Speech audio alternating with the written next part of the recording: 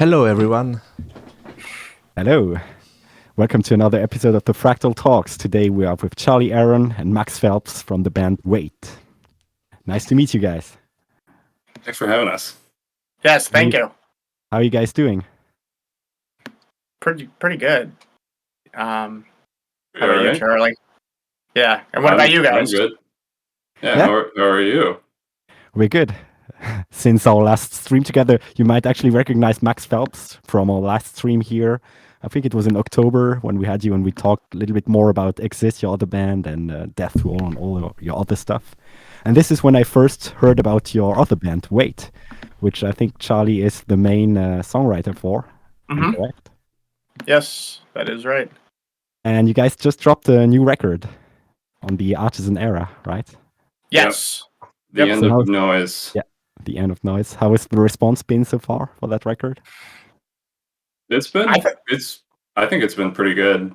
Yeah, I agree. It's kind of exceeded maybe what I thought it would, be. So people seem to be digging it for sure.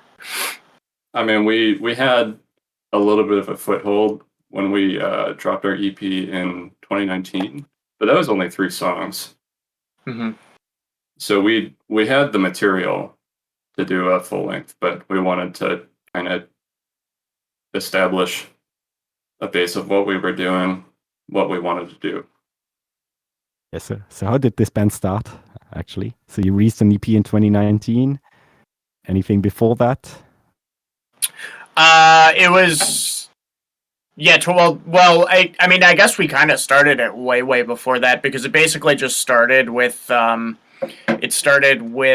Charlie kind of just sent me some demos that he had, which some of which are songs that are on the album now, but they were, pretty different at the time. A lot of the core ideas remained though, and yeah, it sort of was one of these things where I think he kind of hit me up just saying, hey, like, would you be willing to lay down vocals on some of this stuff? And then I was kind of listening to it, and I think it ended up being something where it just sort of evolved into, oh, well, maybe we could take this and, I kind of started tweaking some of the arrangements a little bit or suggesting sort of tweaks with them, and then it just kind of turned into this thing where it was like, okay, well, he's got a really cool sound and a really cool sort of way of doing things with the textures, and he writes these riffs, and linguistically it's, pretty in the ballpark of kind of what resonates with me and, maybe a lot of the kind of stuff that I do. So it made sense to maybe just kind of take it and say like, okay, well, maybe we could make an album out of this kind of thing. And it kind of just went from there. It was a long time coming, really. I think that started right before you got your Cynic gig. No, it wasn't that long ago. Because I remember when you started sending me the first demos, it was when Well, we were in college together.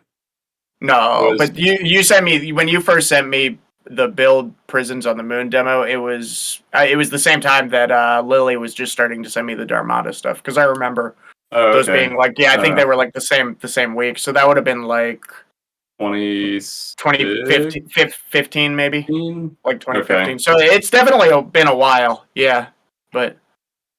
Yeah, and then there was a lot of just kind of slow moving from, there were kind of on-off points, and yeah, a lot of most of that being my fault, It's all your fault. Yeah, it's all my fault. Yeah, I was going to ask, how did you guys meet in college? Or...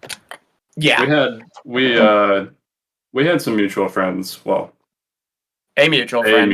friend. Yeah, so Matt Kleiss, who was drumming for Exist at the time, knew Charlie from college. And then I I knew Charlie a little bit just because he would come out to some local shows we would do. And I kind of just met him, through our mutual friend, through Matt, the Exist drummer at the time. And then I guess there was a semester that I went to the school that he was in, so we were actually in the same program just for like a very little window. And we had like one class. We had like a guitar ensemble class together. Yeah. I think it was just one class. Mm-hmm. McDaniel College. Yeah. When was that? Oh man. That was That must have been, 2011 because that was the year I ended up not going back the next semester because that was when the Cynic thing started for me. Yeah. So yeah, Okay, so 2011. I went back. Yeah, you So for- did. how long did you study there?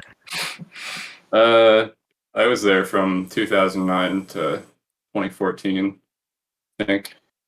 And Charlie, you majored in, was it composition or was it classical piano? Because you were kind of all over the place. Because he was doing the jazz guitar thing, but he was. I don't think that was your major, was it? No, my major was theory and composition. Yeah, and then but but you minored, and then you minored in classical piano performance, right? No. Well, it Why wasn't did a I think minor. that? I didn't. Oh, That was my focus, classical piano. yeah. And I had to write composition. I wrote like a piano trio, violin, piano, and cello, and then after that, I worked in a restaurant. Oh. Well, which you is what hold up now. This is Hey, how what- this is how ridiculous this guy is. Well, Okay, I mean, all right, hold on. we're just okay. All right, so Please explain, Charlie gets his like theory and composition degree, right? And then he gets out of school and he just like says like, "Oh, fuck teaching." Or, I don't know if you made a concrete decision to do that. He just learns computer programming like that, like no school or anything. He just learns to do that and just gets like a bunch of like 9 to 5s, doing that. Like he goes and works in an office, then says, "Fuck this." And then says, "I'm gonna learn to cook," and then just goes and like. And by the way, he's like an insane cook. Like he's weirded out because I'm like saying, but yeah. So he just figures out how to do stuff better than like a lot of people I know. It's kind of weird. Yeah. Yeah, I was going to ask about that because I saw some pictures, a lot of pictures of food on your Instagram, and Oh man, it made me yeah. curious. I don't update my personal Instagram. I think the last things I uploaded were from when COVID first happened. Okay, yeah. I'm But yeah, I absolutely worked not as a active on Instagram as well, but still, I saw some some older posts then. yeah. I actually left my restaurant job about a month, 2 months ago. So now I'm actually going to school for nursing. Oh. So fourth career. Let's do it. Fourth time's the charm. That's what my grandma said. Yeah. So That is what she said. I knew her well. And maybe coming back to your music career, how did you start out playing music? You mentioned classical piano. Was that how you started out?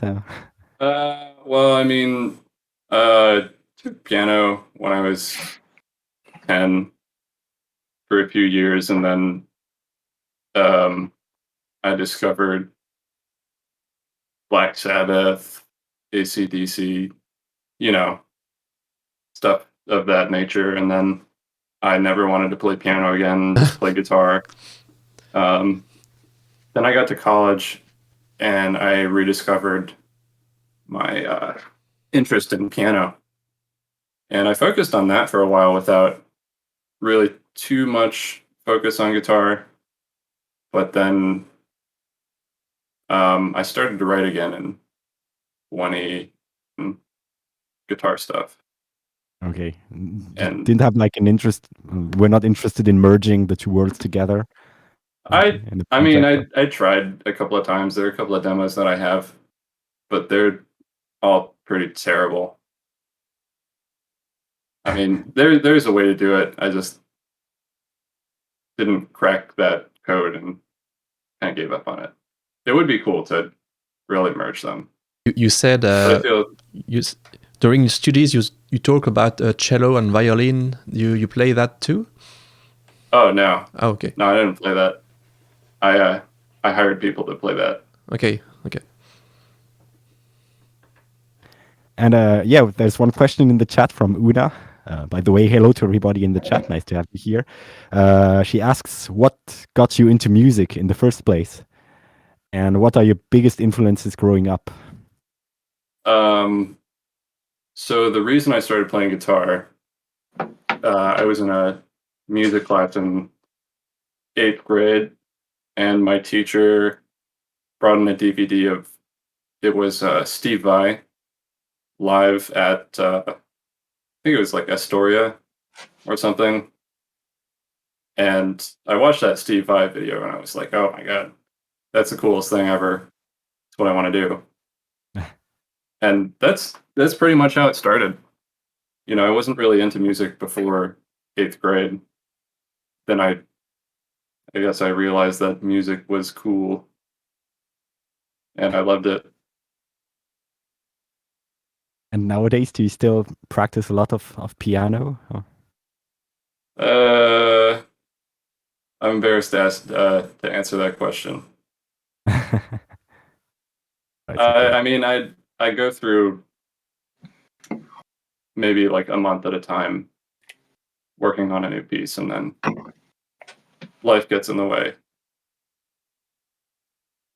You know. Yeah. And I was going to ask something regarding your. How do you conceive like the guitar in comparison to the piano? Is there like a lot of bridges between the two? Being like a classical piano player, do you conceive them totally separately in your mind, or I feel like they are totally different. I mean, with piano, you're able to perform the duties of a whole orchestra, you know, and there's so much. Not that you can't evoke emotion from guitar playing, but you're able to control a wider range of emotion with a piano because you know you literally have a larger range. Whereas guitar, you'd have to have kind of a different orchestration, you know, multiple instruments to convey what you're trying to convey. With the guitar that we're doing, at least, you know, you got Yeah, those- I mean, yeah. that's true. There's like classical guitar compositions that are able to really speak, but in a different way entirely. Yeah. I don't know. That's pretty entirely vague and a total non-answer. No, I think So- it makes sense since like you're just more free to express yourself with all the notes you can play on the piano. Like you can play at least 10 notes at the same time instead of like classical guitar when you can play only 6 maximum. Mhm. So yeah, Yeah, I get that. Yeah, and it's a lot easier I mean, I to feel like they play serve on your different. own. Yeah, they serve different roles. Yep. You know. Yeah, I'm always impressed by like I studied jazz guitar as well, and I always found myself quite limited by the guitar because it's like in jazz to me you don't have the expressivity of an instrument like saxophone, but you don't have Yeah. the range, the versatility of an instrument like piano. So it's somewhere in Oh between. man, And I I was feel always that. like a little bit not jealous of what the piano can express in that context as well. I feel like there are guys who are able to Oh, definitely. kind I'm of just not good enough, but well, like Kurt Rosenwinkel. You know, he's such a chordy but expressive player, but he uses a lot of pedals too to kind of facilitate that. yeah, I figure like the strength of the guitar in that context is the electric aspect of it, like being able to morph your sound, something a piano can't do, for example. Mhm. Yeah, true. So coming back to Wait, what can you tell us about your newest record? How did the recording happen at first? Thanks. Well, the recording itself, or like the process up to the record. You know, I guess what we with Well, kind start of from going the back to- beginning. If you want. Yeah. We've got all the So, time in well, the From world. the very beginning, what was it like when you were a kid? How was your childhood? I don't know how I was. Charlie grew up in Hawaii, but I guess it started with Charlie kind of sending those demos. I think we were live when we talked about that a second ago, right? Yeah. So he sent the demos, and it's sort of I don't think his intentions were as big for it maybe, and then it just kind of went from there and turned into a thing where we started kind of slowly rearranging some of these ideas that were in these songs. They were originally kind of stream of consciousness, the demos that he sent, and I think he was asking me to record vocals, and I was like, okay, well, I can do this, but it's, as far as like writing vocals kind of in post to it,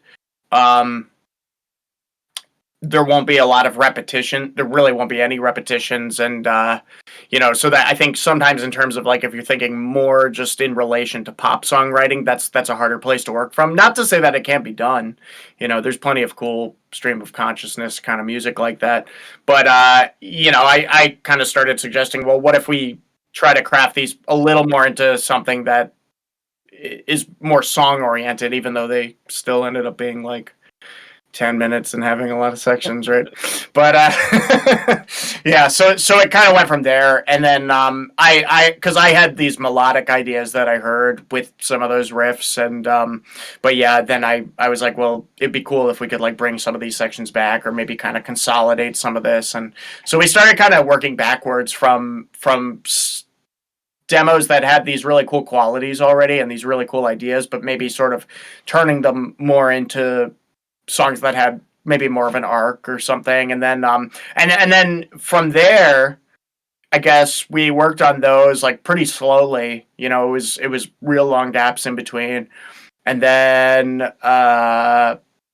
there was like one song that was sort of, I just took like two ideas and kind of crafted a full, that would have been the second track. But then after that, Charlie started kind of writing these more full pieces on his own that were in that. So it was kind of cool. We kind of reached a mutual context where everything. Yeah, there was a learning process. Yeah. For me. Like I learned a lot about arranging from listening to songs that Max wrote, and by working with him on the stuff from the End of Noise. Definitely helped me see a song from start to finish versus just like looking one way, stream of consciousness style. So you learned a lot from each other, like arranging one another's song, right? Yeah. I mean, it was a matter of like getting in sync with each other. Mm-hmm. And I feel like at this point we have a pretty good understanding. Yeah, I think we found a pretty cool kind of threshold to work in with that, where we can bounce ideas off of each other, and we I agree. There's a pretty cool kind of thing there with where I feel like, especially kind of towards the end of when this album was like really coming together, it just felt like we were like really aligned in terms of. Not 100% on everything, but like it felt like for the most part, it's like we kind of knew what both of us were looking for, maybe, and then there was it just felt like most of Charlie's decisions, especially in this, kind of coming to a close with really getting the album material ready. I was just like 100% like, yep, that's it, So it was pretty cool. And so these demos you make, are they supposed to be as close as possible to the final results? Do you like rework them and then exactly know what you record coming to the final tracking? The demos that I sent to Max for recording the vocals, it has me just whispering all the vocal lines. For the screams, for the screams. Yeah. But for the singing, you demoed like vocal stuff too. Oh, I tried. It was not a great singer, but it was enough to get the. It was enough to get the. I mean, it was fine for the purpose of it, though. It was still, he wrote lyrics and then sent like vocal melodies and harmony and a pretty it was enough to see a pretty complete picture of those things.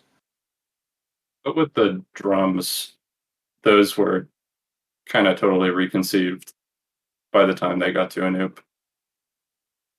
Sort of, but you had they were more copy and paste, but the feels were there. The general feels were there. Yeah, he obviously added. Same with Weber, like coming in and the way that he plays bass. Like, they obviously added these kind of dimensions Personal of liveliness and personal play. The way that those guys play, and those are definitely things that make it substantially better. But as far as like the core feel. I feel like the demos get that across. It's the drum programming isn't meant to have that level of detail necessarily. It's leaving that kind of open for, but it's enough to know like, okay, well, this is like how this riff is accented, or this is the feel here, and you can hear the flow of the whole thing. And I feel like those are kind of the macro decisions that really make the song. At least that's how I think about writing a lot. There's sort of these macro outlines of things, and then you're kind of decorating the details in from there. Tell us about the drums recordings. How did you reach out to him? Why did you pick him for the job? Well, how did it happen? Max and Alex are longtime friends of Anoop, and I have always known Anoop to be a really sick drummer, and just style-wise, I feel like he was the perfect fit. Pretty much it. I mean, yeah, he just musically seemed like a good fit, and because Charlie was kind of looking for somebody to play live drums, and I've known Anoop since I was probably like 14 or 15 or something like that. And we used to play in bands in high school and stuff. So he's also in Maryland, like an hour away from here. Okay. Yes. So you attended the trackings, or? No. No. We did that all remote, and then, but he's very good about communication, and he's very easy to work with, and he's we did do a few because he mixed the album too, and and remote mixing sessions. There's some where it broadcasted the mixing session through Zoom. Okay. Yeah, which was really kind of made life nice because I'm sure you guys know, like, writing mix notes can be pretty time consuming, right? And the emails back and forth and whatnot, and then it's like you're trying to type something that sometimes takes a long time to articulate, and then you still don't even, at least, especially for like me personally, because I'm not very savvy at all with, like, I'm not somebody who really understands mixing on a deeper level, so it's like, I don't know, sometimes with those things, and when you just get into like little dB adjustments and whatnot, but what was kind of cool is, so we did this sort of live thing where we could just hear his mix, and we all could just talk in real time. So it was kind of the equivalent of being in the room.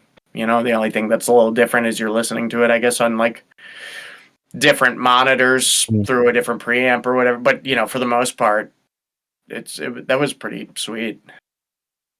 Yeah, that's interesting. That's one of the reasons we love to work with our with our producer who lives like very close to where we are, and we can attend the mixing sessions. Yeah. So I guess you get kind of the same feel with over Zoom.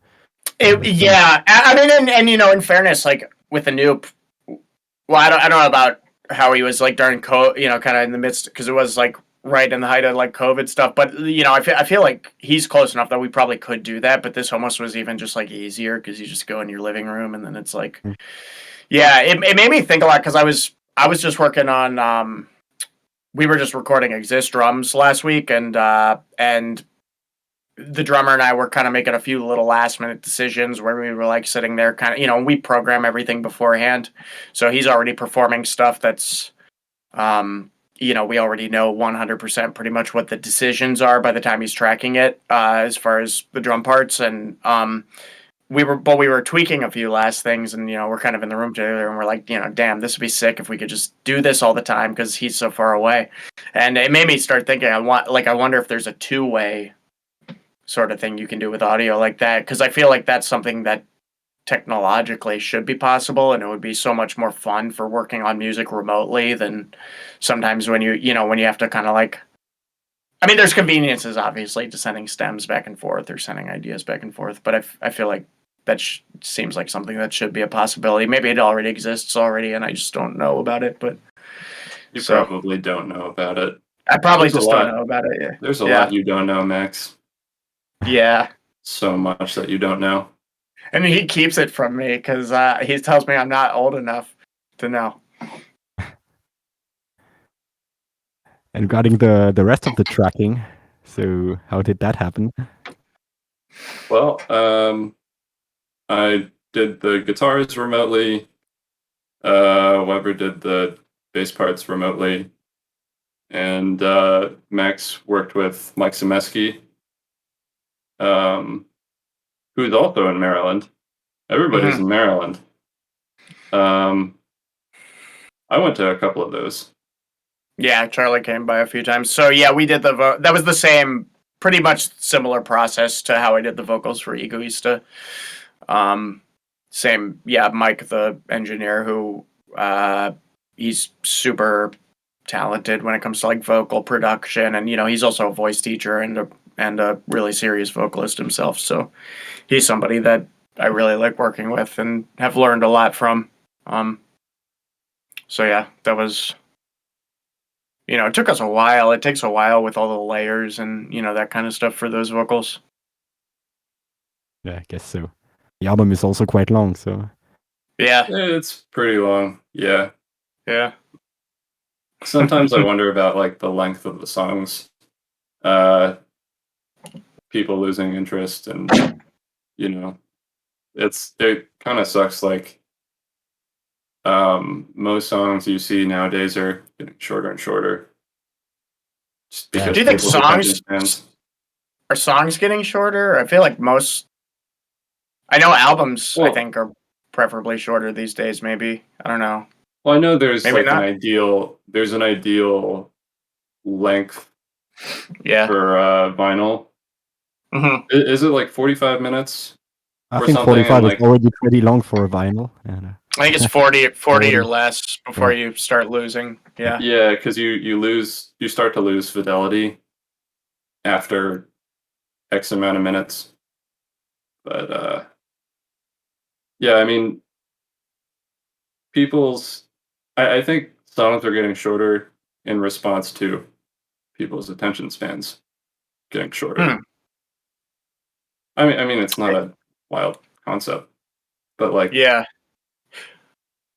with people wanting to watch just reels and stories all the time, those are like 15 seconds. TikTok. Oh god, if I look at the statistics on videos that I post, I think there's a steep drop off right at 7 seconds or so for most of them. And I'm flattered that they watch for more than 3 seconds. That's already a good sign. It's a very good sign. Big things are happening.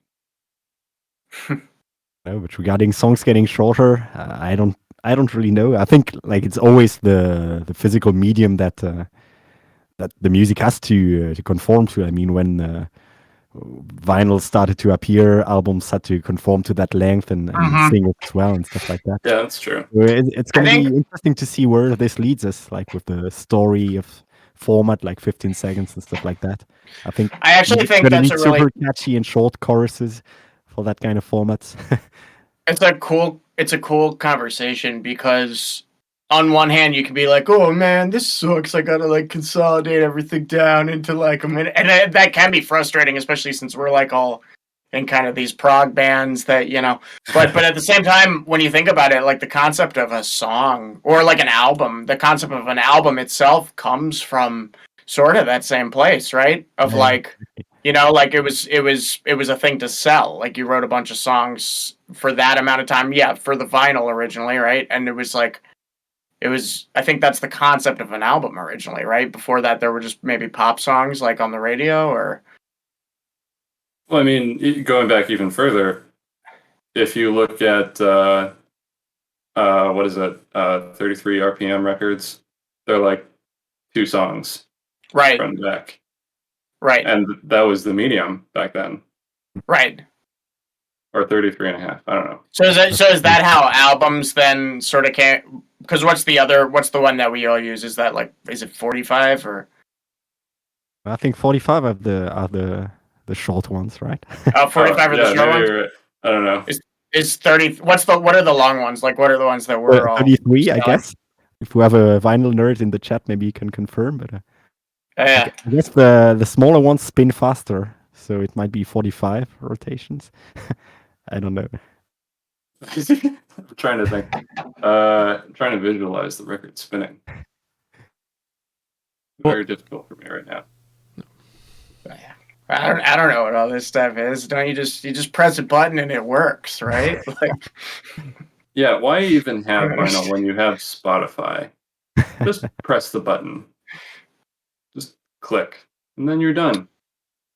I mean, that's kind of true for most people. And then, that's true. That is true for most people. Nobody gets any money. Yeah. Someone said, I think that's true for music overall, Penzoid. But for progressive metal fans, we still have great attention spans. Yeah, I think that's true. That's true. And metal in general is like one of the genres where like people really still care about albums. You know, like you still need to. Old fashioned. Yeah. Thank God for prog fans. Yeah, I think in most genres it doesn't even make sense to release records anymore. I mean, albums.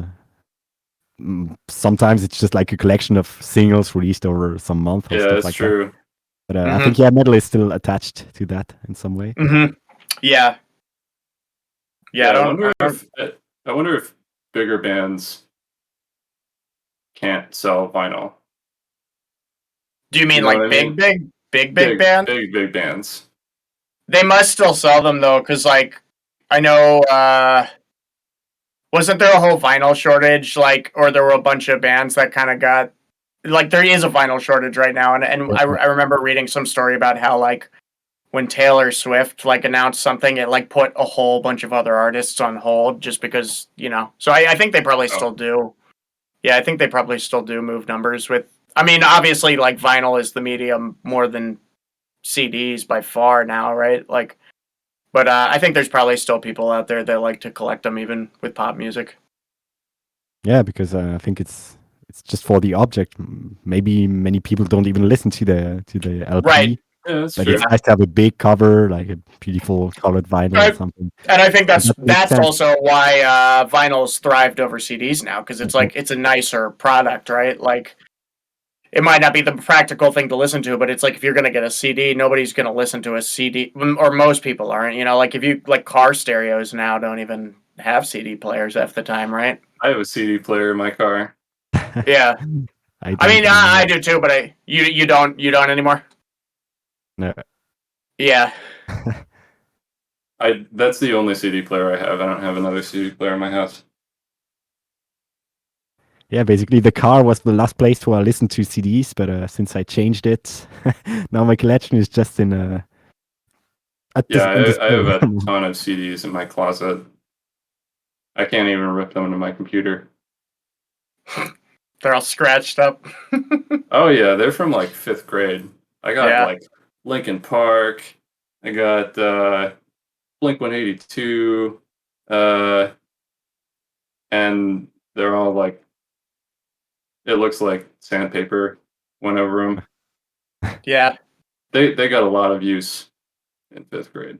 It's a magical year. Okay, Penzoid said 33 RPMs is the modern standard. Okay. Thank you. So 45. So 45s are the shorties, the short ones, the shorties. And he also said that classical composers never had to worry about length. Well, they didn't have to worry about albums, but that's probably partially true. I mean, like, I know if you're talking about like I don't know, some Wagner stuff, that's like really long. And I might be wrong about this, but I think like people would fall asleep at those concerts sometimes. But anyways, But yeah, I guess still in these times, I mean, they were sometimes composing for, I don't know, for office, for church, or whatever. So there were some restraints, even if it's not attached to a physical medium like the CD. But I can imagine that other kind of, of constraints. Like also nowadays we can use like technology to to to to create the music, which nowadays, which back then had to happen only in the mind. So that totally Right. changes the approach we have. Yeah, for sure. that's true. One thing that I'll do a lot when I'm just coming up with ideas. I'm not trying to plug them, but Get Good Drums. They have these like song packs, and like Anoop has a song pack. Uh, Alex Bruniger has a song pack, or just like different patterns they play, and you can just drag and drop them, and helps with just visualizing or hearing a song in a complete state. Yeah, I was going to ask you, how do you conceive your music? How does a song start for you? So Max and I work extremely differently in that respect. Max can hear a song in all its entirety from start to finish a lot of the times. I'm not saying every time. Yeah, But- it's not all at once, but it's a lot of like walking around and just kind of like it depends, but it also depends. It depends on the ideas. Yeah. I have to go sequentially. I have to start with one idea and test fit another idea and see how it relates to the previous, and do that over and over again.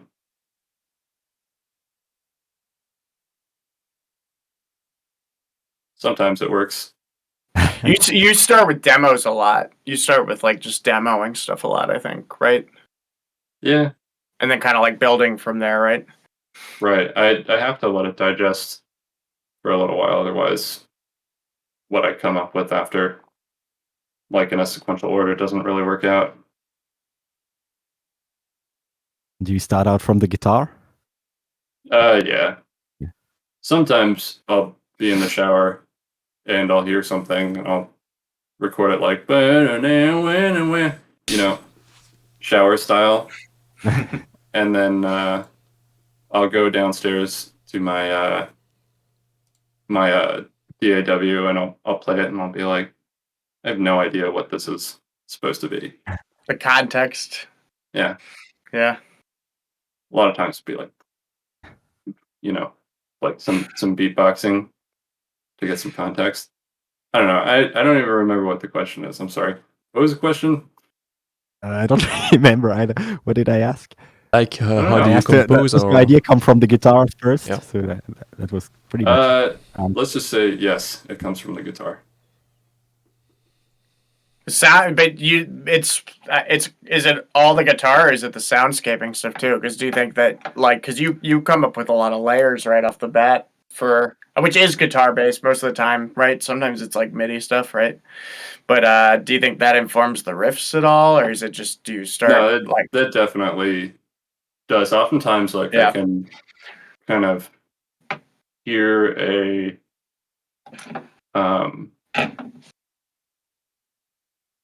full orchestration of a chord progression before I actually come up with the riffs for a section.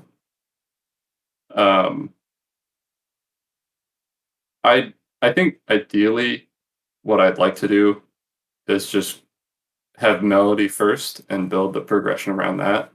Mhm. But I feel like a lot of times, especially with the weight stuff, it doesn't really work out that way a lot. Yeah.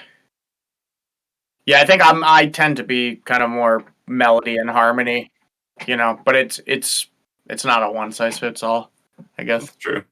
Yeah. Like some of the stuff is pretty rhythmic, especially with Reverie. That's just a kind of ostinato-ish John. Yeah. What's the space of improvisation in your music? Does it occur at some time? Like for We writing try to solos? improvise stuff just to keep the spirit of improvisation alive. The solo from Reverie, I definitely did not improvise. Trying to think. I don't know. Max, was Because your the solo leads improvised? on the record sometimes No. sound to me like that, like they were improvised. So this is why I'm asking. Sometimes what was improvised? Sorry, say again, Vince. Oh, I was asking because on the record, some of the leads really sound like improvised to me, Oh, or at least a good part of it came from that. I don't know. yeah. Well, I know the one solo I played in there. I did not, but I think part of it too is like, like Charlie is an improviser, and so that probably You're and an same here. improviser. And I'm an improviser, and obviously Weber's an improviser, and so that probably informs a lot of the language and the way that maybe we would do things anyway, right? Well, there's a balance between like, the integrity of improvisation versus like how perfect you want the thing to sound. Yeah. I think it's not. We're not super concerned with being true to improvising. A lot of our stuff starts off being improvised, but then we tweak it. So I guess it's not improvised anymore. Yeah, that kind of makes sense because, and the other thing is because I guess also with multi-tracking stuff, you could even argue about like because a lot of what you're looking for when you're improvising, like in a jazz context, it is the communication with the other instruments and sort of the back and forth, and obviously like when you're multi-tracking stuff, you could try to make something kind of sound like it's in that vein, but there's not really a real-time conversation going on, so it's only going to be this responding to that, So That's then you true. could kind of, at a certain point, it's like, well, if you just have a permanent canvas there that you're just trying to lay down, it almost, I could see where in some circumstances it could even become kind of pointless sometimes, maybe. But I also think it just depends on how somebody works. Like, do you think John Epley improvised that whole thing? John. Yeah, John Epley. yeah, there's a guest John Epley solo. definitely improvised. Guest solo by this incredible guitarist Jonathan Epley, who plays in the U.S. Army band, and he did one on the EP as well, and John's just a monster. Yeah, he's a freak. He's just like, he's a freak. He's just one of those guys where it's like, how are you that good? Yeah. He's pretty incredible. I met him through the Baltimore jazz scene, and found out he was into heavy stuff too. So I think he gives a really unique voice to the tracks. Mm-hmm. I agree. Yeah, I definitely agree with what you said before. Like having the interaction is basically what makes an improvisation work in the band. And to me, when I'm like starting from an impro and then reworking the stuff, I always feel like something that could be written out and tweaked, and that would be better than the first take that I improvised. So sometimes the bass is improvised, but then you can tweak it forever and ever. And if it's like multi-tracking stuff like that, it just makes tell me about it. Yeah, it's hard. It almost seems hard to justify just leaving it there and then the whole reactionary thing, because you're still going to be reacting to the same performance no matter what. It's not. Yeah. We Alex and I did a guitar and bass playthrough of the title track, "The End of Noise," and the solo from that I did, and his bass part is actually improvised. And I went back and I listened to it, and I'm like, I don't really like this. I'm just gonna like comp the hell out of it. And then Alex was like, "No, improvisation." And so I was like, okay. we'll keep that take, and that's the take that ended up being there. And it's actually not that bad. Yeah, you still regret it, or you like learn to live with it? I gotta learn to live with it, you know. Embracing my own playing. You know, you are your own worst critic. That's right. Absolutely. I think any improvising musician who's 100% happy with their playing has, you know, they're failed in that respect. You know, not that like you should hate your playing, because you definitely shouldn't hate your playing, but you should always be trying to improve what you're hearing versus what comes out. Yeah, but you can probably be satisfied with the ensemble. I mean, it's not only you playing when you're improvising in a jazz context. Yeah. And stuff like that. So 100%. some of the parts works in that case. I don't know.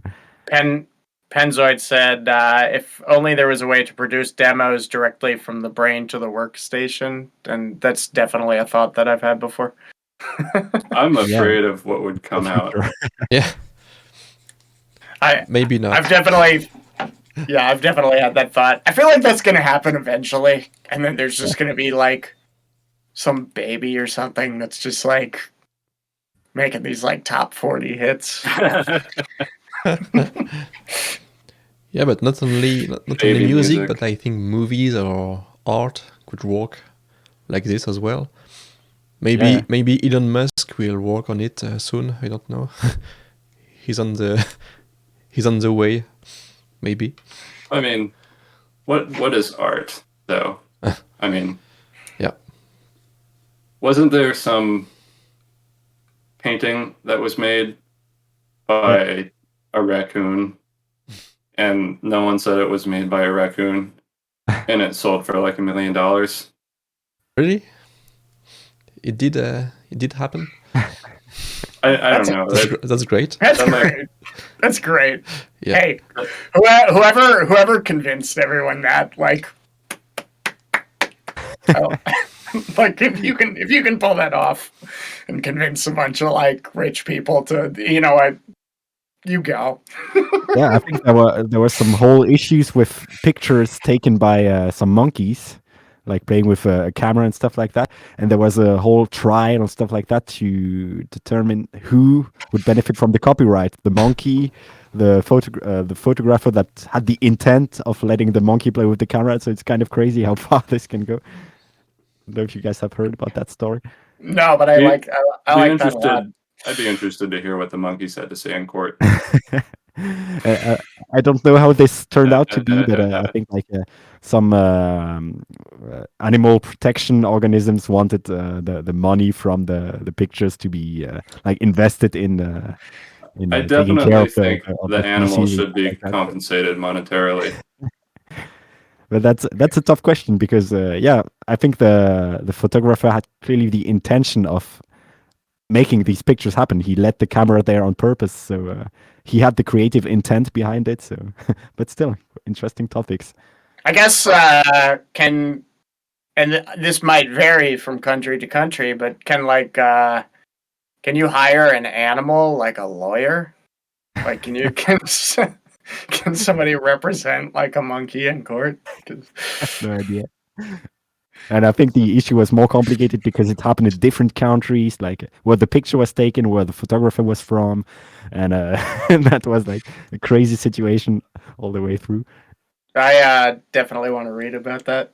It's kind of the same like with music created by or art created by computer programs like AI and stuff like that. To who does it belong?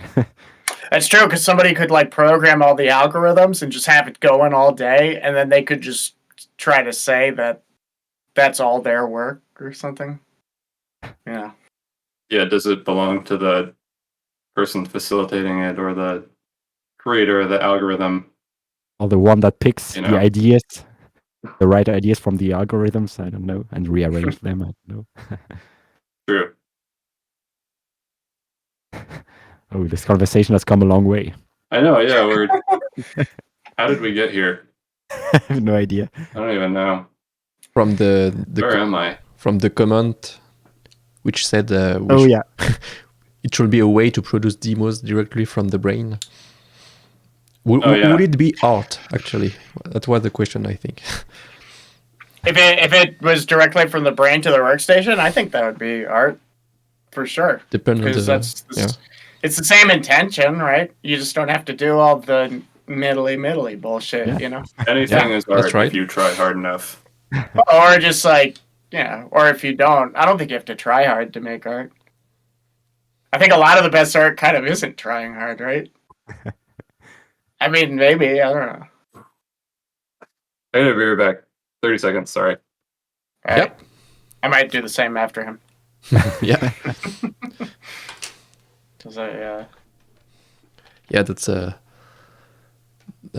live stuff. So yeah. Didn't get that philosophical during the last stream, I think. No, I don't think so. Yeah. I think. But I mean, go ahead. I think we started this whole conversation from the drum trackings and we shifted to there. Crazy. Yeah, that's fun though. I like it. I like that stuff. I like lawyers representing monkeys. And... Yeah. I see his guitar, I think, in his background. Alex makes it, right? Yeah, he built that. He built the guitars. I was gonna ask. Yeah. They were admiring your Weber guitar. Oh yeah, this thing is sick. It's I think it's probably the largest guitar I own. But Weber did a very nice job. I took the truss rod cover because I have to adjust the truss rod, but yeah, it's... Yeah, I think... everybody, this is made by your bass player, Edix, right? Yeah, I still need to try that guitar. It's it feels like an extended range guitar. Fretboard is pretty big, but you can get some really chunky sounds on it. Okay. What's the scale? I don't know. I'm not sure because I gave him a guitar to copy my Kiesel over here, which definitely is smaller frets. And I don't know, I just kind of ended up bigger, but I still like it. Yeah, I think Alex, if you're watching this, I still love it. It's amazing. Maybe the extra piece of wood maybe gives it more resonance or something. Yeah, you could be right.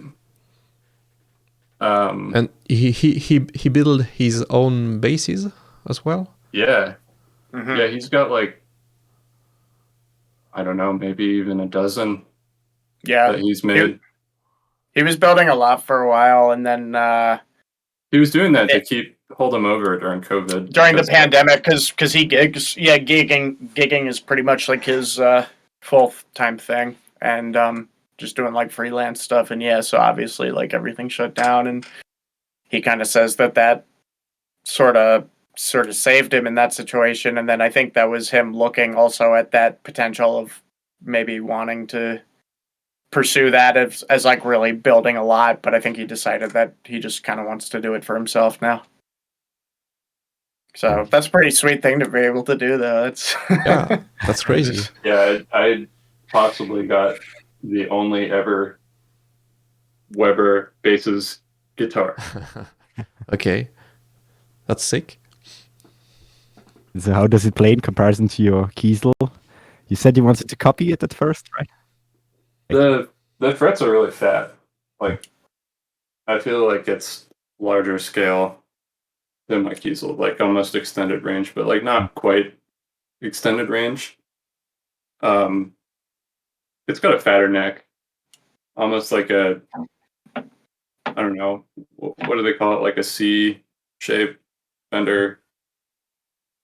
I don't know. Okay. But it's a very round neck. Okay. And since we're talking about gear, I think it's time for the gear nerd. minute. So what are you using regularly? Kiesel only? Or? My favorite guitar right now is my Strat. Oh, nice. Wait a minute. You're gonna hold Fender over your boy Weber? You're gonna Well, okay. throw anyway. Weber under the bus and give it to Fender? Alex, just want to let you know, I'm sorry. But no, this is my favorite guitar. I take that back. Oh wait, what if the CEO of Fender's watching the Twitch right now though? Well, You know, that's a genuine concern. I think he might be here right now. Because Weber's on tour and he's probably not watching. But the CEO of Fender. Yeah, he might be, or even the. Excuse me, Mr. Fender. You're I don't know where I was going. That's fine. do they even make a 7-string? I think I never saw one. 7-string Fender. Yeah, it would be Oh, sick. you had a Squire 7-string, Hugo, right? Yeah, but Yeah, man, the Squire, they made yeah. one with the Floyd Rose back in the day. Did they? Was that? I remember being 13 and begging my parents for a oh shit, that was it. No, it's a Squire Or- actually. But yeah, it's a 7-string.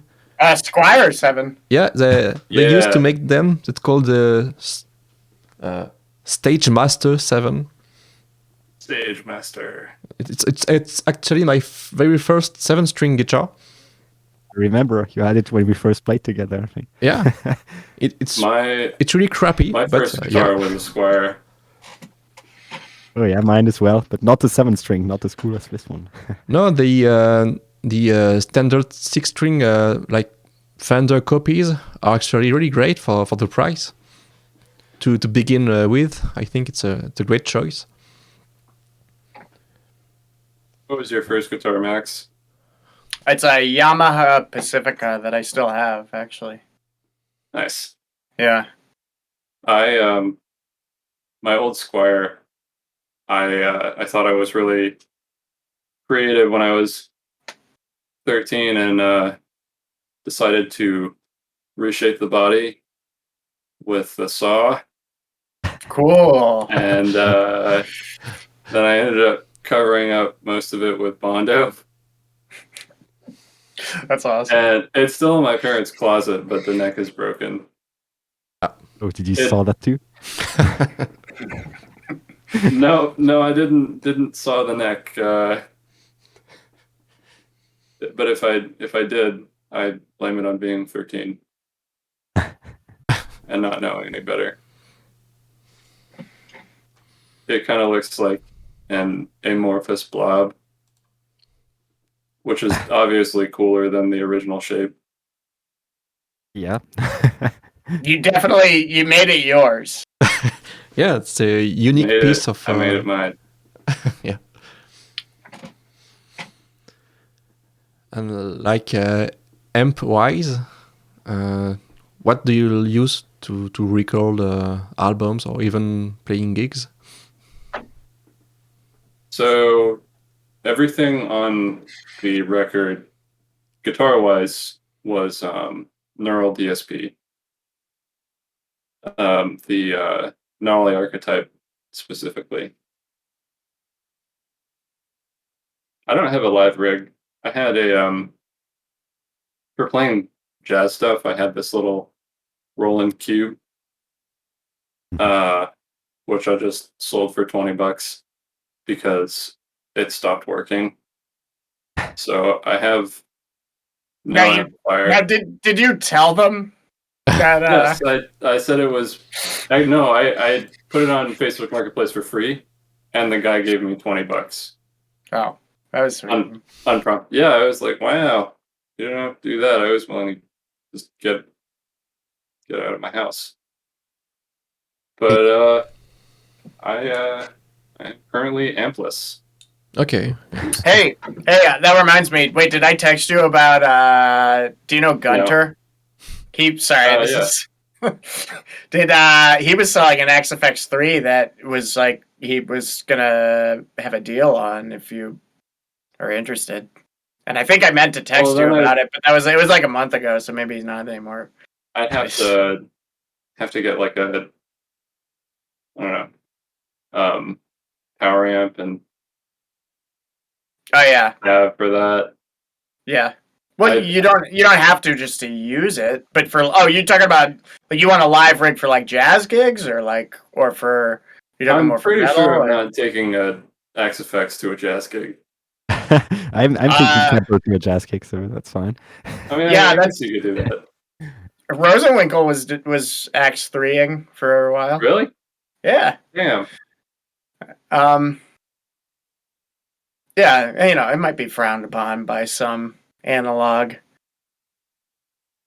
people, but Roll up to the jazz gig with the gent tone. by the way, I tried a quad Cortex over the weekend because the engineer that was doing the Exist drums, John Douglas, he's got one, and I was really, really impressed. The Neural DSP quad Cortex. Have you guys seen that? Yeah. I heard of it.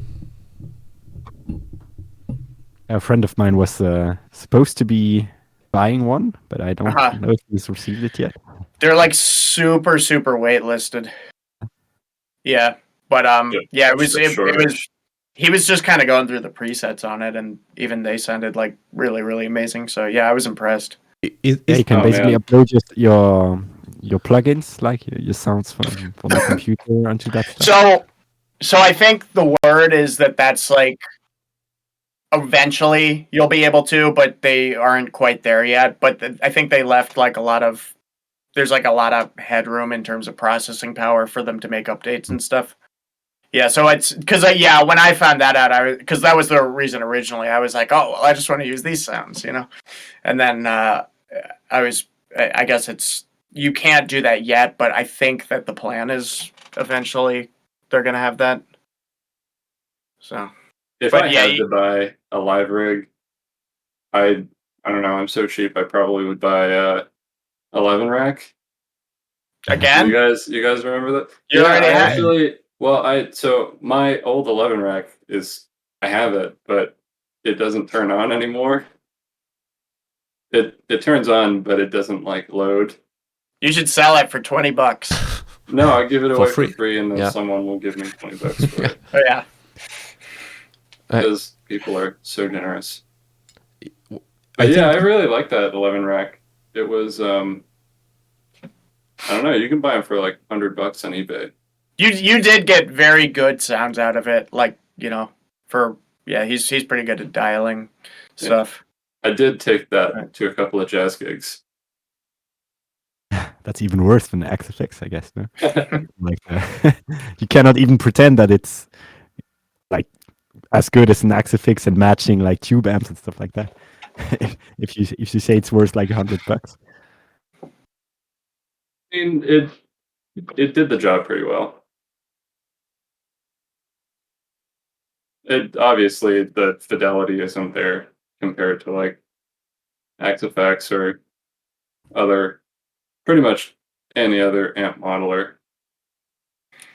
In fact, it doesn't sound very good. Yeah, it's terrible.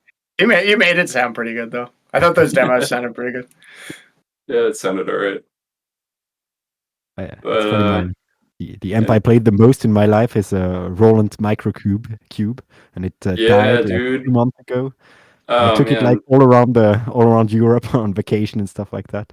The Cube, the Microcube, that's the best. It works on they are pretty sick.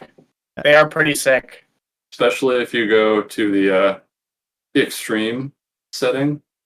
Yeah, so extreme, so good.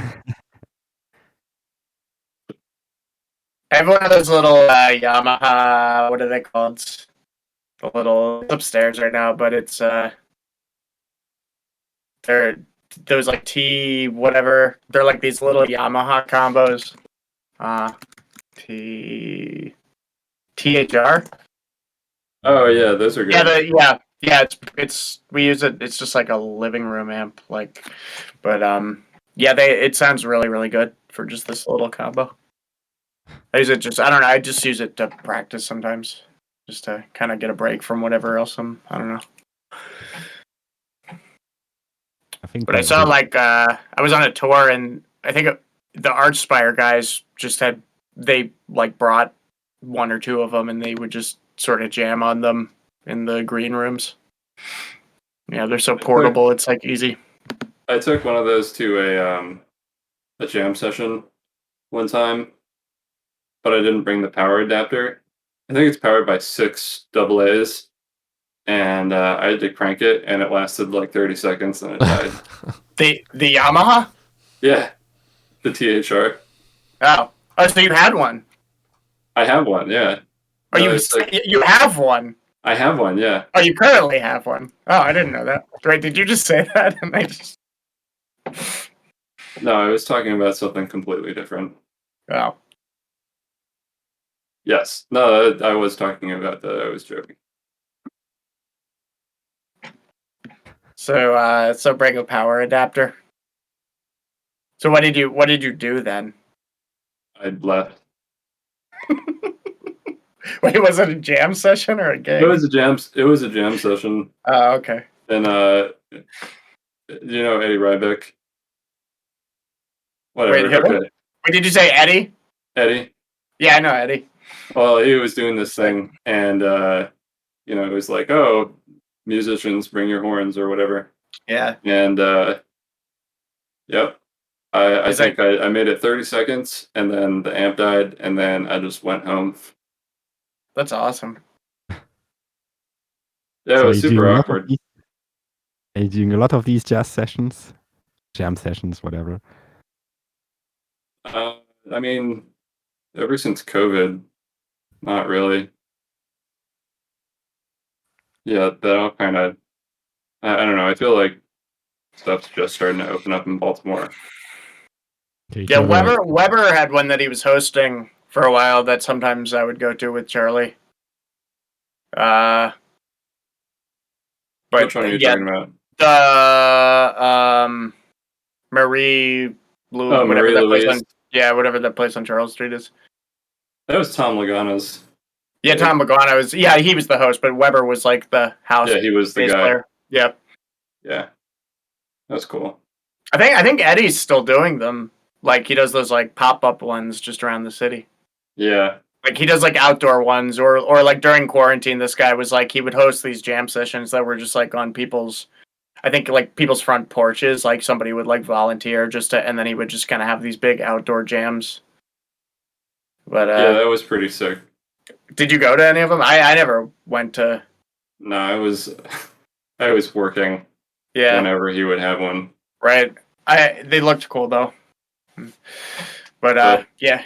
Long story short, I haven't been to a jam session in probably like 3 years, 2 years. Oh, really? When is the Evergrey tour that you guys are doing? Did that have to get postponed at all, or was that just scheduled once and it looks like it's all kind of good to go?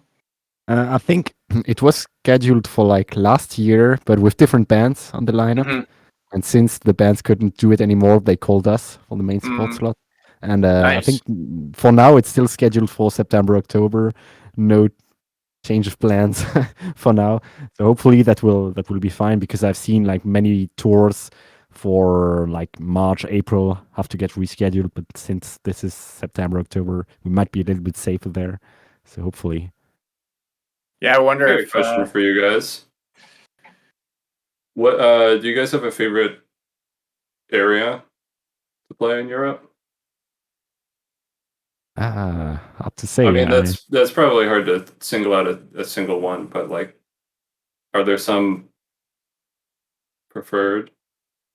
Well, during our tour with Obscura that we did in right before the pandemic, I think the best show on the tour was Serbia. Yeah, In terms of the welcome, people were like super excited there. I mean, And, southeast of We Europe. played Yeah, we played the first band in the evening, so we had 7, and the place was already totally packed when we arrived. So they were definitely very welcoming for the opening act. So We did Serbia with DTA once, and it was pretty similar vibe. Like it was pretty off the hook. Like people were really into it and everything. And yeah, I guess they probably don't get. Do you think?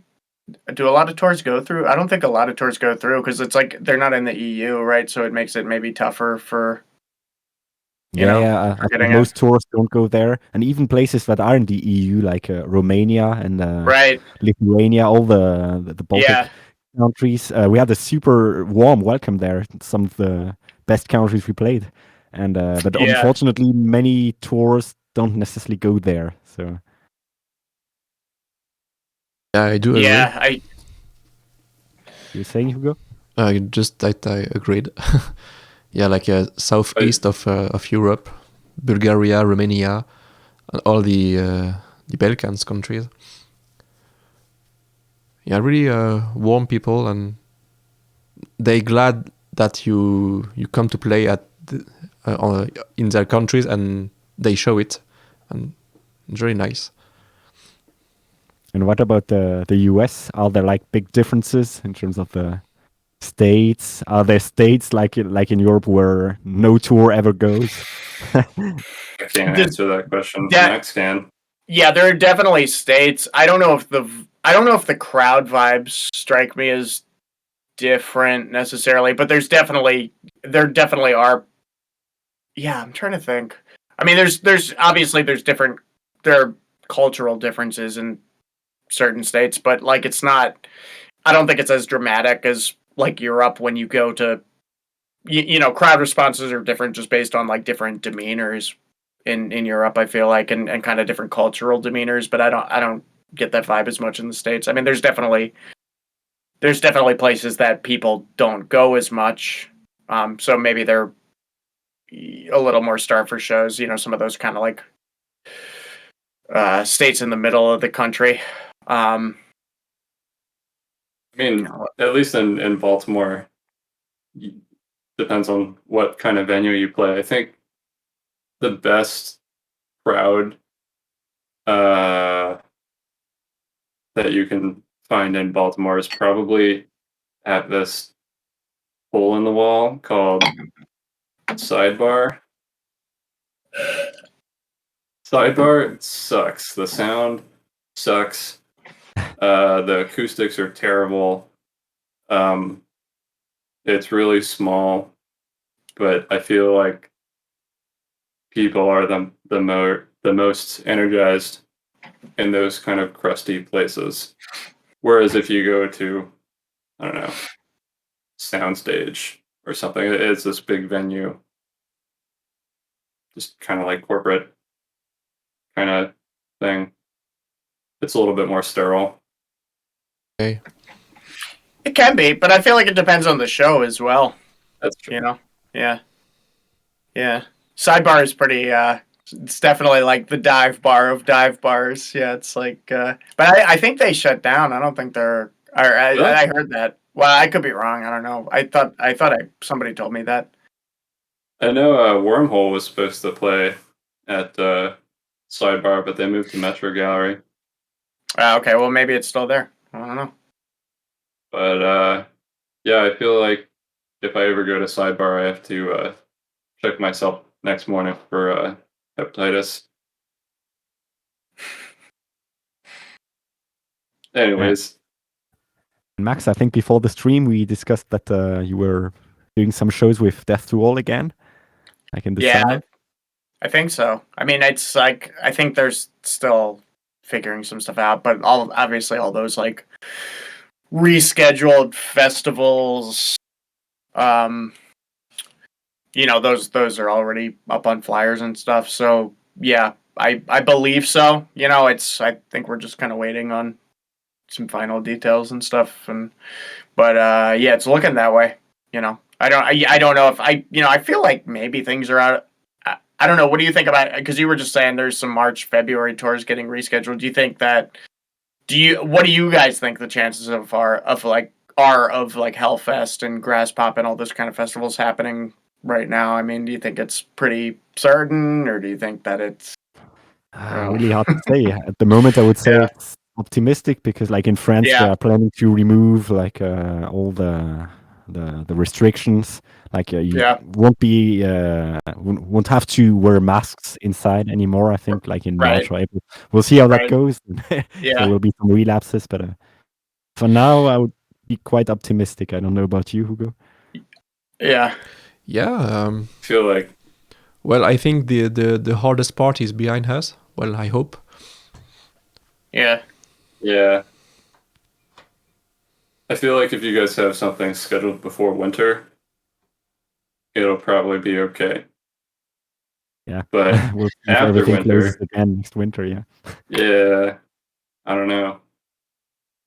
I mean, it also just seems though like I feel like regardless almost of what happens with that, unless it was like some crazy variant that was like way worse, I feel like the general idea is probably that a lot of people are too tired to really, you know what I mean? Like it almost seems like the general narrative is just like, fuck it, we lost, you know. I don't know. That's the impression I kind of get right now. So, you know. Yeah, and at some point, I think so many people had it, and we will get to that collective immunity, hopefully Right. at least. Because like in my my friends or around me, like I think a lot more people had it than don't at this point. Yeah, I'm Charlie. Did you get it? Nope. Because he like smiled. It was like, I knocked on wood because like yeah. Because I don't know that I have either, but I definitely took some risks that I actually just thought I would get it, but then maybe it's also like you my mean parents. your GTA Florida show? Yeah, the Tampa show is definitely, and then like also just a bunch of like various kind of wedding gigs and like going to some shows and just I went to the Renaissance Festival with like I feel like I did a bunch of, but then somehow I still didn't get Omicron, like, but maybe I did and I just don't know. So like my parents all, they got it and they were asymptomatic, so I don't know. Hey, you mentioned the Florida gig with Death. It was for Yeah. the anniversary, right? It was in December. Yeah. It was supposed to be around like his passing day. Yeah. Yeah. Day. So those shows were really, really cool. They were really awesome. Yeah, it was like a huge lineup with almost everybody, I think. Yeah, not everybody, but definitely a lot. A few guys I hadn't played with, like Shannon Ham and Kelly Conlon. Kelly I had played with like once, but yeah, and then James Murphy's first time playing in like 16 or 17 years, and yeah, it was pretty awesome. It was a cool event. Nice. And I wanted to ask Charlie about why did you talked about earlier that you like switched careers for the fourth time. Why is that? Are you still looking for something else? It's because my parents are disappointed in me. I don't know. I just I'm wanderingly, aimlessly through life. He masters something and then he decides and you're bored with it. and he decides it sucks. He's just Well. like, I'm gonna learn like to cook like really well, and then he's like, oh wait, cooking sucks. Life is Cooking short. Sucks. Yeah, cooking sucks. That's what I Computers think. computers suck. Computers. Music sucks. Music Nursing. I sucks. was gonna see if nursing doesn't suck right now. Do you It'll think probably nursing suck. sucks? It'll Probably sucks. suck. It probably sucks. Yeah. Yeah. Everything is okay for a little while, but then it eventually sucks. Yeah, well. I don't know what I'm doing. Like, honestly, I just trying to put one foot in front of the other and see if I end up somewhere. And while I'm doing that, try to keep writing stuff with Wait. Like, I feel like that's the only constant thing in my life right now. But I haven't been doing a lot of writing. Oh my god, just promoting the record. Yeah, it's That's- exhausting, isn't it? It is. And Pat, hats off to you because you've been doing a good job with that, just like constantly. What I needed to hear, Yeah. Max. You need a what? That's what I needed to hear. That's all I wanted. Oh yeah, yeah. Just your approval that I'm done with Wait. That's fine. I'm good now. Now that I have Max's Yeah. approval. Is that your parents may be disappointed in you, but I'm only moderately disappointed in you. Well, that's. I'm just kidding, Charlie. I'm not at all disappointed in you. You're the man. I am the man. Yeah. You're the man. I'm proud of you, son. Penzoid says relatable. Do you mean your parents are disappointed, or I feel like we talk about a lot of stuff in this man. That was said. I'm proud of you, Penzoid. Yeah, we're proud of you, Penzoid. Thank you for everything you do for your country.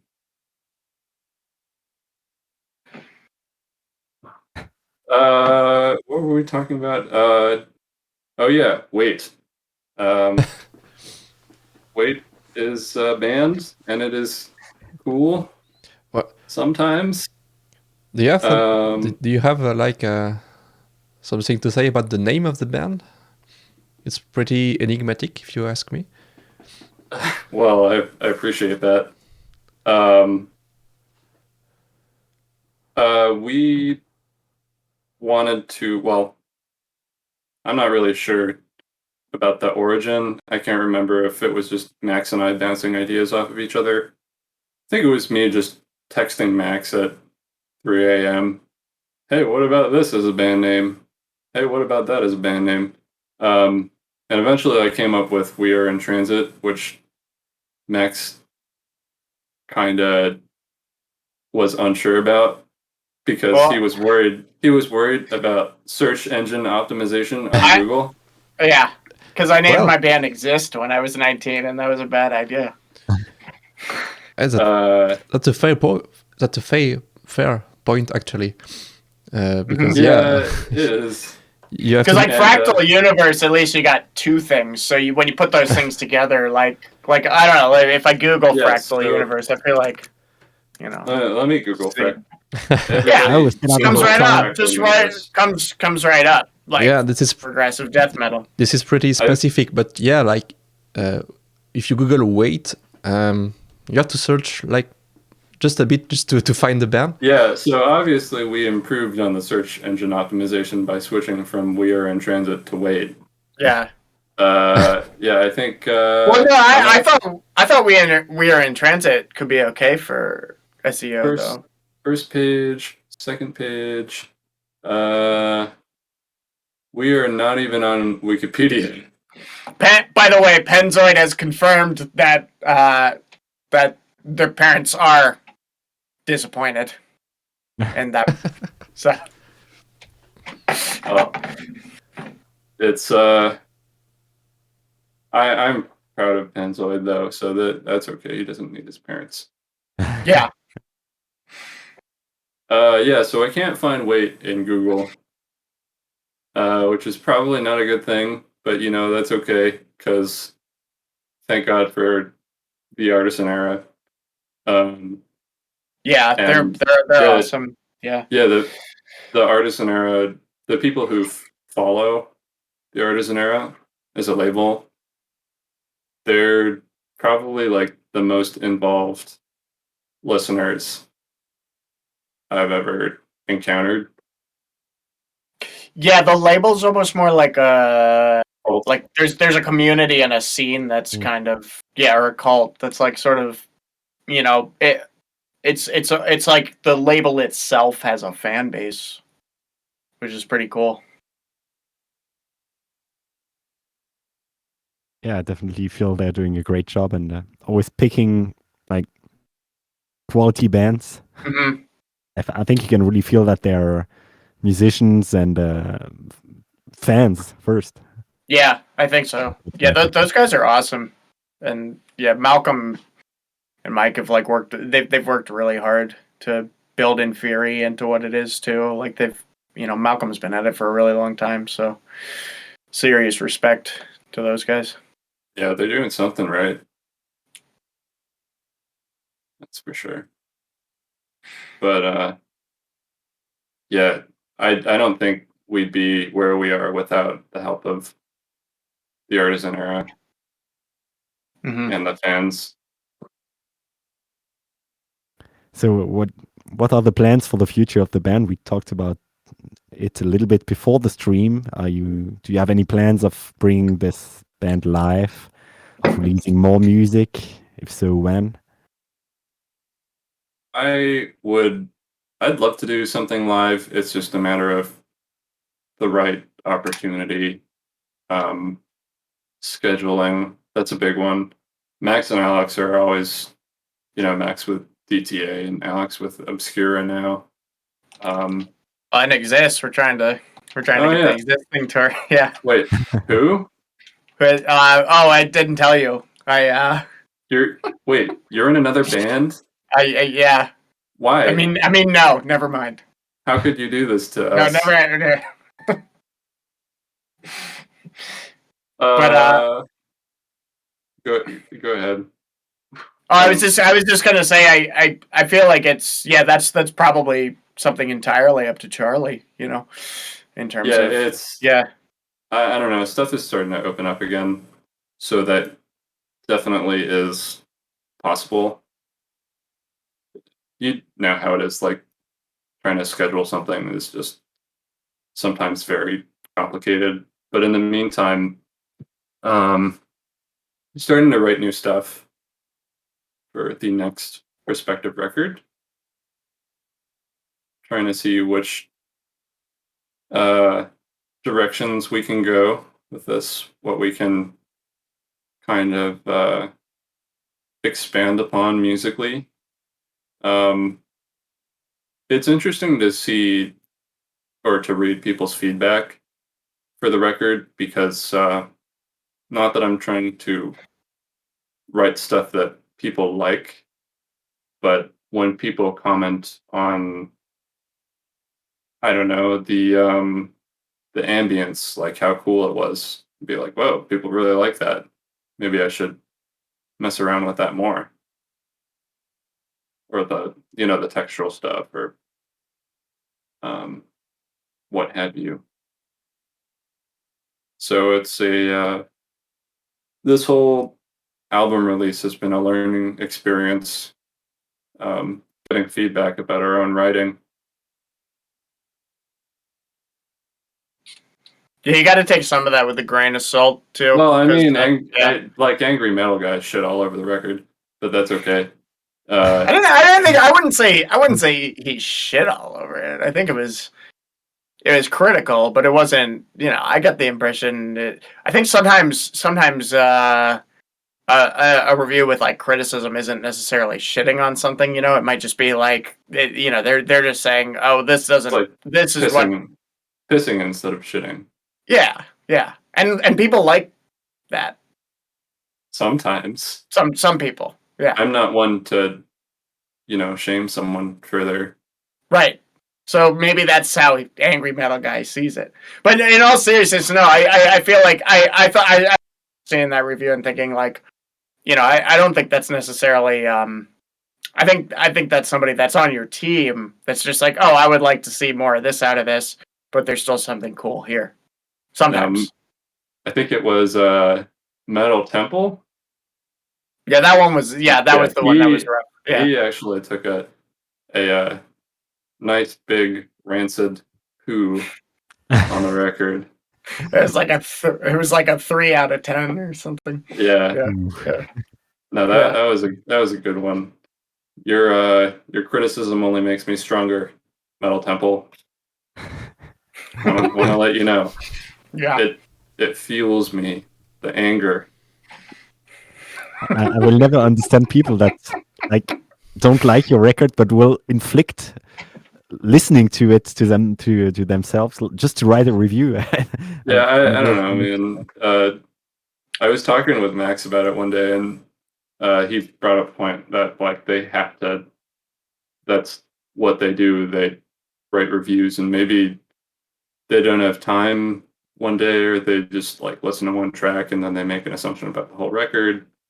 Yeah. Yeah, or In they or order to sometimes review something, I think you should give it multiple listens and stuff like that. So I would assume that people that write like shitty reviews like this have really spent time on your record, have listened to it like several Yeah. times to build an opinion. And either they didn't do it and then they are not doing their job well, or they are liking spending time on something they don't like. I don't know. I Well, don't understand. That's it. dedication. Yeah. That's the word. Sorry? That's dedication. Someone has to do it. it is kind of. I do think I it's hate kind it of. so much. Everybody has to know.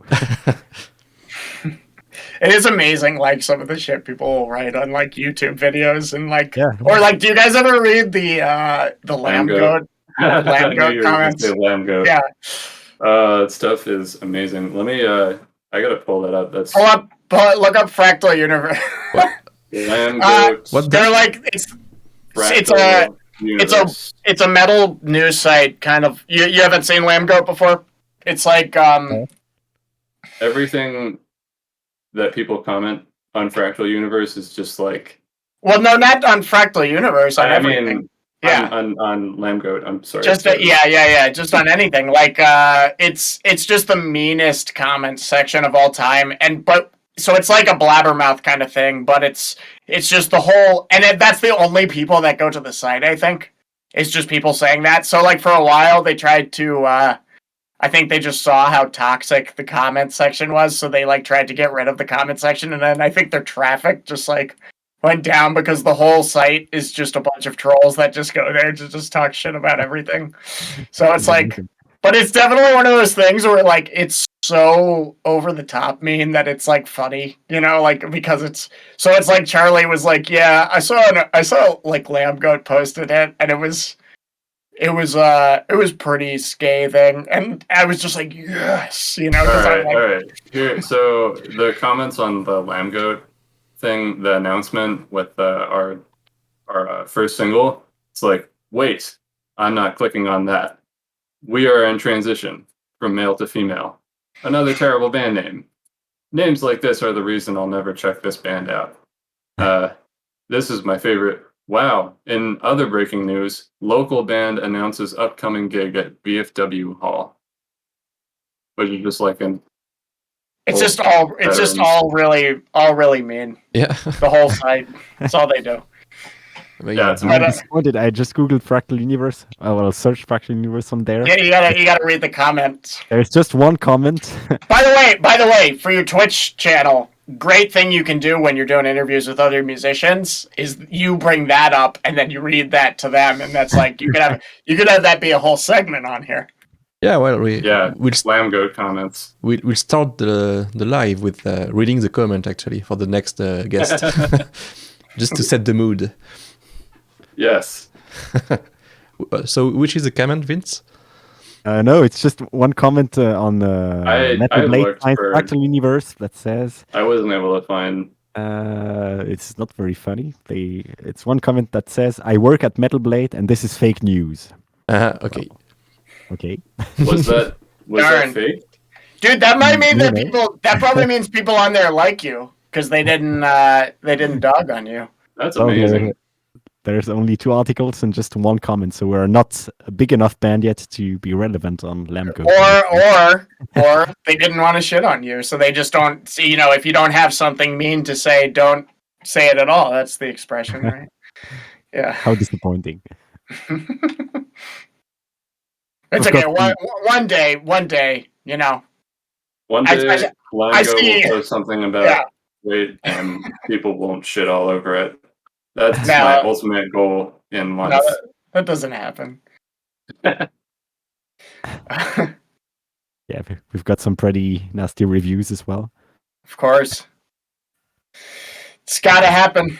Yeah, But it is. I do actually think there's some degree of that is kind of good for because it's like, I mean, it's not. It's ridiculous that, and yeah, people are really cruel or they're just very dismissive of things. But I do kind of think like, I think there's a few ways you could take that, but I think if you can kind of get through that and then like it just toughens your skin in a way, and then you don't have to care about worrying what people think about the way you write music or things like that. It's because it's kind of one of those things. It's not really quantifiable. Like everybody's on the internet, like everybody's going to say everything in every direction. Yeah. So like one person's going to say something that's really ripping on something you do that is the same thing that somebody praised. So I don't know. It's not. I think after a while, anybody who's doing something with enough conviction, who's rational enough, is just gonna be like, it's not really a big deal. Yeah, it's just the internet. Yeah, it's just the internet. I'm gonna run to the restroom real quick. Sorry. Yeah, sure.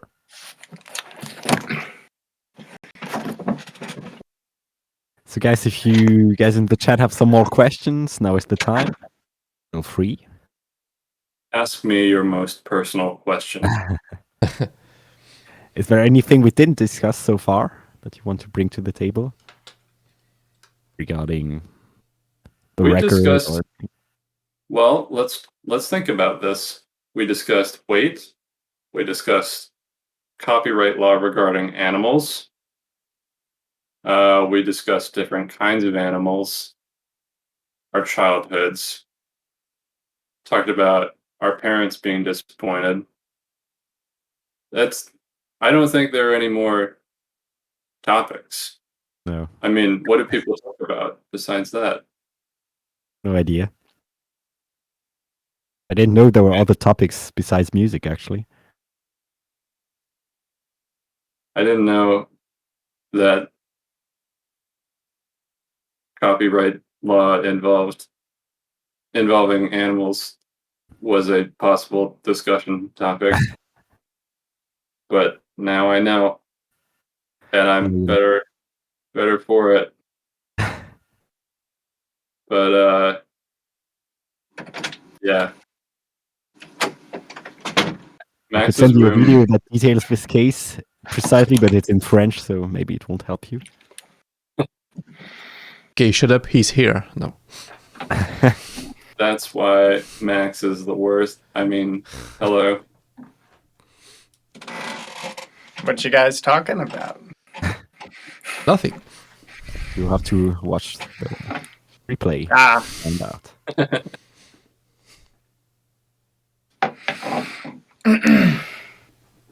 awesome.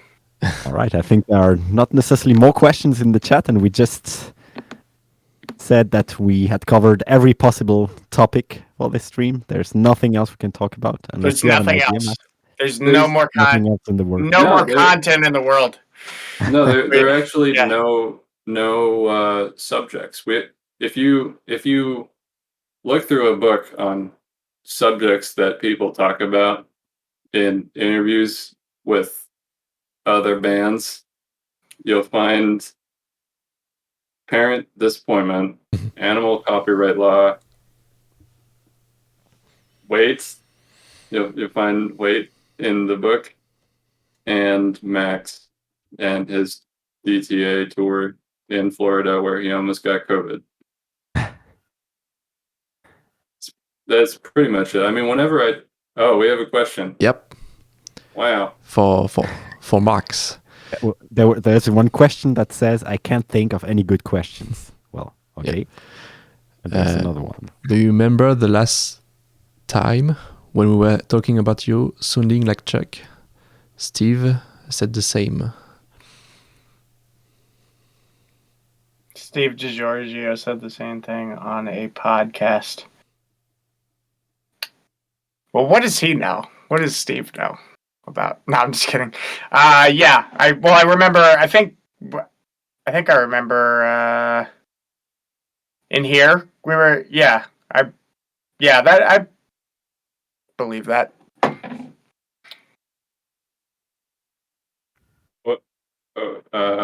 What's the question? What album So, releases are which you album? most Remember? excited for this year? Do you remember, Max? That is the question.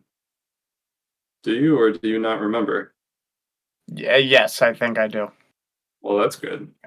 So what album releases are It looks like there's gonna be a new Gorod record because they just dropped a single, so I'm gonna be. Oh, I excited haven't about heard. I have not heard that, and that is something I will check out for sure. You guys should tour. You guys should tour with them. That would be cool. That would be like the that. yeah Love to play some shows with them. French tech French Tech. kings. Yeah. What a great festival name, French Tech. I have no idea what I'm excited for release-wise this year Nothing. because I don't know who's releasing what. Because I've been really bad at following any particular band. I'm excited for the new Exist stuff to come out. Probably. Ooh. Yeah. Probably Ooh. next year. Next year, probably though, because of the vinyl shortage. well we have then- to, we have to wait. My bad. Wrong year. I'm sorry, guys. Oh, Meshuggah. That's Yeah, right. Meshuggah. Oh, I like that new song. Say I that. like the new Meshuggah song. Yeah, I need to kind of digest it still. But yeah, there's that. There's I don't know. Yeah, I'm trying to think of what do you guys know I mean, there are only a couple bands in the world, so I mean, First Fragment. Yeah. what is first fragment just released, right? Yeah. They just Well, Pennzoid Yep. said get them on the tour. oh, Yeah. but are they French or they're French Canadian, right? Sorry. They're French Canadian, right? Yeah. So they're I feel like that's a different scene than like the France sort of tech prog scene. Yeah, actually, I think they have a much bigger scene in that regard. There are not so many like Are you guys fans in France, I guess. are you guys fans of Scarve? Did you guys ever like Scarve? Yeah, because aren't yeah. Oh, they're from the same town as you. Okay, I knew they were a French band because I was talking to Dirk about it, and we were kind of talking about the French scene and just in relation to that. But that's a band that I really like. That's like a sort of. I feel like there's a sort of sound in all the French techie prog stuff that I don't know if it's probably not a conscious decision, but I feel like there's like I can hear it in you guys, and I can kind of hear it in Gorad, and I can hear it in Scarve, and even Gojira. I don't know. It's pretty cool. There's like a sort of identifiable quality, like maybe some in the vocals. I don't know, but yeah. But Scarve is obviously that's not a band that's probably releasing anything ever again. I don't know, No. but I don't know. I just thought of that. Yeah, but it's funny that you mentioned that because at the age of the internet, it's funny that there are still some like differences in terms of where your band comes from. So the reason I was thinking of that is because you said something about the French Canadian death metal scene maybe being bigger than like kind of the French prog metal and tech death scene, and that was a Dirk Verburen was making that joke. He was saying like, yeah, the French scene, like nothing ever escapes it, but I don't think that's true. Gojira is like insanely big, and I think you guys are breaking out of just being in the French scene, I think. Well, we'll see. But I think for a long time there were not any like big bands from France making it abroad. I think Gojira might be opening new ways now. Yeah. Yeah, it's a cool scene for sure. But yeah, we already like had this question on interviews like, is there like a French sound, and if so, why is that? And that's actually a really interesting question. Yeah, What makes the French sound? that's it. Yeah. Kind of Good time. kind of hard to quantify, Yeah. but it's definitely there. Well, I feel like there's a vocal thing for sure that I kind of hear, like with the sort of tonal screaming, right? Well, yeah, I think Gojira really Pioneered. made it popular. Yeah. Do you guys remember when Flying Whales first came out? Like 2006? From I Mars to discovered Sirius? Gojira later, actually. Oh, I man. think. I But remember hearing that on YouTube the first time. when did you guys find out about Gojira? Oh, Um, it was in high school, I suppose. And for me, like probably around 2009 or something. 2010. Yeah, I think for me it was Mars to Sirius. But Yeah. but I was just wondering if maybe if that was something you guys might have known about, like on with the earlier albums. No, yeah, the time I discovered them, it was like Mars to Sirius era, and I saw them just before The Way of All Flesh opening for Metallica, and it was in 2008. And before that, yeah, the Specialized Festival and everything, of course, knew about them, but they got really huge, I think, from The Way of All Flesh. Yeah, the Metallica tour, right? Yeah. Yeah. Yeah, well, I saw them. Actually, I think we were opening for them, not with Exist, but with another band that Alex Weber and I were playing with, and it was at this little Ordnance? club. What's that? Ordnance? No, I didn't play in Ordnance. Wisteria. Oh, word. Yeah. Okay. It was at this Jack's is the name of this club that we used to all go to all the time, that all the bands toured through, and it was like, I mean, it was like, it was a well-attended show, but it definitely wasn't. They weren't nearly as big as they are now. It was definitely like a small club vibe. And I think it was when Mars to Sirius came out, and Car Bomb was opening that show. And that, I think that might have been the first time I heard about Car Bomb. Like, I had a friend who kept sizing up Car Bomb, like, you got to check out. And they had this. That was before everybody was. I don't know if they were playing to a click at the time, and it was before people were really sequencing stuff. So they had this crazy light rig, I remember, that was like attached to the drum set, and I think it was just, I don't think everything was gridded. I think it was like something where he would just hit and it was responding to the actual hits on the drums. So yeah, they had this crazy light show that was like, I had never seen anything like that. It was really cool. Talk about good light shows. I think the best light show I've seen was Leprous at I don't know, somewhere in Baltimore. I forget. But oh man, I think they opened the set with their cello player. Oh, I Like remember that show. the smoke machine and like the blue light. They put on a great live show. Yeah, definitely. They're absolute monsters, the live show, these guys. I've seen them live Yeah. like 10 times, probably. But yeah, they're really improving the game.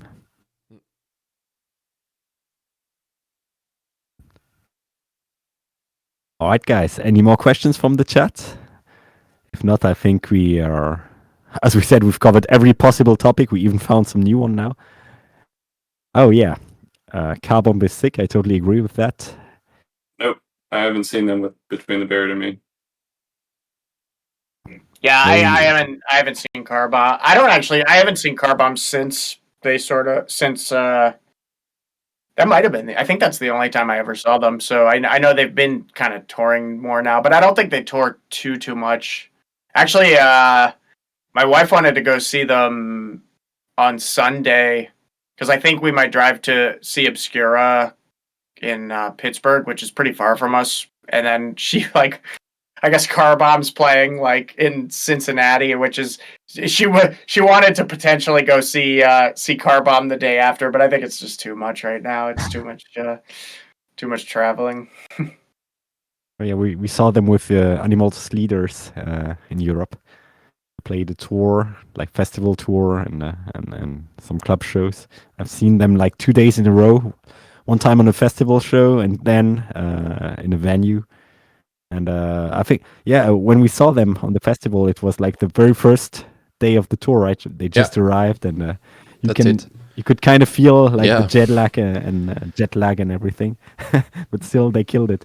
But I don't think the people from the festival did really understand what was going on. Yeah, It was funny.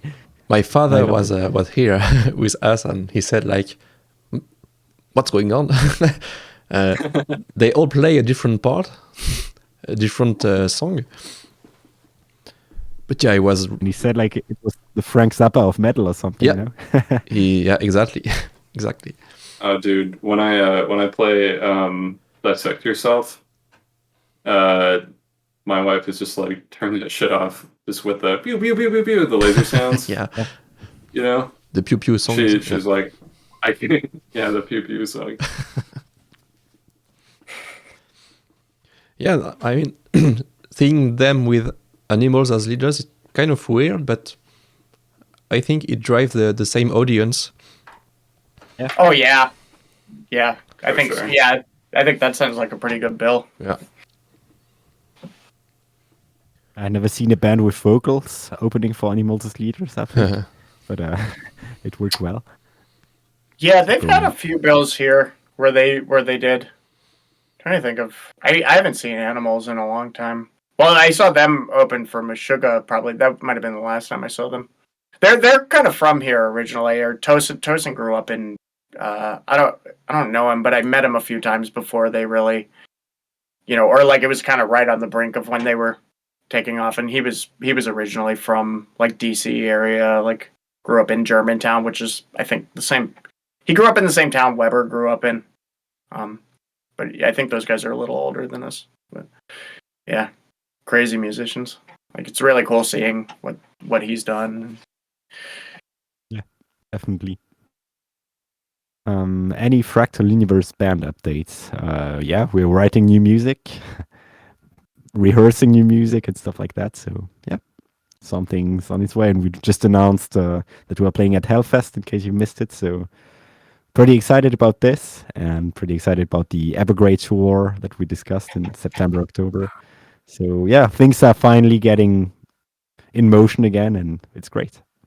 Can't wait. How far is Hellfest from where you guys live? Pretty far. I think like I was gonna an 8-hour say drive. if it was close, you should come that weekend before. And Oh no, it's pretty far. It's like 8 hours to drive or something. It's complete opposite part of France. No? Valentin, our bass player, will be here the weekend before. Oh. Yeah. Oh yeah. Yeah, yeah. Tell So- him. Yeah.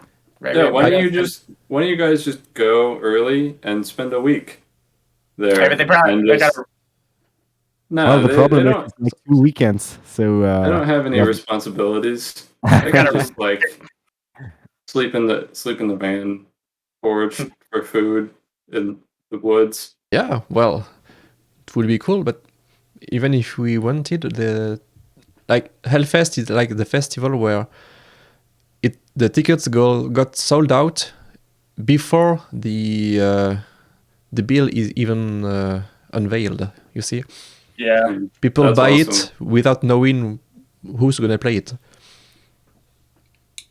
So it's That's kind of dedication. difficult to have a tickets. Really, really hard. Yeah, the only Yeah, chance well- to get a ticket now is to be on the bill to be able to watch some bands. But even if we wanted, we couldn't have access to the week before. So We could probably get you guys in. Maybe, I don't know.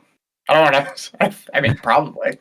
If if it's far, then yeah, it might not be. But yeah, I thought for a second we were on the same day, and I was like, yes. no.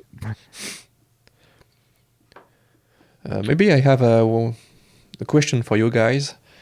Do you have do you listen to music that you are ashamed of liking? No, not really. I mean, I honestly, I don't really listen to a lot of metal nowadays. It's mostly just like random noises that I hear. Yeah. Just, you know, in the environment. It's like sound, like the water dripping, from a faucet. Really? I feel like I like some pretty dumb stuff, but I'm not No, ashamed of it. Okay. Like I don't. Like I like a lot of I like trap music and stuff like that, and I have no shame. I have like a bunch of electronic music in my Spotify playlist. Hiatus Coyote, they're sick. Dude, Kiefer. I don't know. Shit, there's Thundercat. I'm not But really ashamed of anything. yeah, nobody's ashamed of that. No. Nobody would be ashamed of listening to that. Thundercat is like the bass player. Yeah. Yeah, well, I think nothing to be ashamed of. No, he's sick. Yeah. I feel like that's kind of hip with like metalheads anyway. Like same with Hiatus Coyote. Like I feel like a lot of metalheads like that. Yeah. Yeah. All right. Great. All right. I think, we can end up the stream here on this. Thank you so much. Yeah. Thank you for having us again. Yeah. Thank you And, for indulging us for 2 hours. 2 hours. And thanks to Pauline, since I know she probably had a hand in organizing everything. Yeah. And Cheers to Pauline. Yeah. And yeah. hopefully, hopefully we'll see you live at some point. Maybe in the States with things kind of seeming like they're going back to normal, right? Hopefully. Maybe after this new album or something. So would be amazing. Yeah, please, people in the chat, make sure to check out Wade's new record. Yes. Do yourself a favor. It's titled "The End of Noise," and so you might have to type that into the thing. Wait, end of noise. Wait, if you just type "wait" in Google, you won't find it because you get like Tom. Unless you go to like the seventh page or the 8th page, you probably find it there. Cool. All right. Well, thank you guys. Thank you so much. Yes, thank you. All right. Take care. All right. Bye. Cheers. Bye. Take care.